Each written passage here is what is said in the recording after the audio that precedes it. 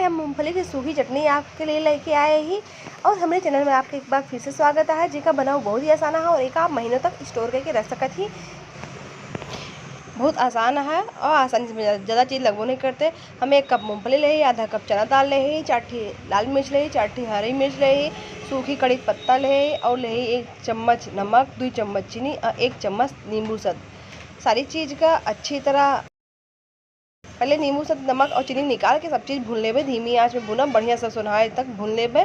जब हमारे भून जाए तब हम 2 चम्मच कोनो भी नमकीन आपके पास होए वह डाल ले। हम 2 चम्मच नमकीन हमारे पास जरूर है तो डाल रहे ही। एक हमका धीमी आंच भुने का, बहुत ज़्यादा नहीं भुने का है, जिससे एक नमी जो है हट जाए और एक ठंडा हो दे का है। एक मिक्सिंग जार में डाल देवे और अच्छी तरह पीस लेवे। एक तैयार हो जाए हमारे मिक्सचर। वो मिक्सचर हम महीनों तक रख सकते थे और बहुत ही टेस्टी लागत है। अच्छे से रखे रहा है का, बस पानी न डलिए तो ये बहुत दिन तक चला था, 1 महीना तक आपके आराम से चले। इसी तरह बनाए के रख लें। अब हम एक पीस लेते हैं। हमारा मिक्सचर ठंडा हो ही रहा है। ये चटनी हमारे बन गया है पीसे के बाद।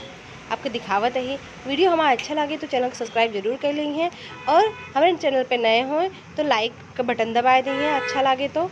और धन्यवाद।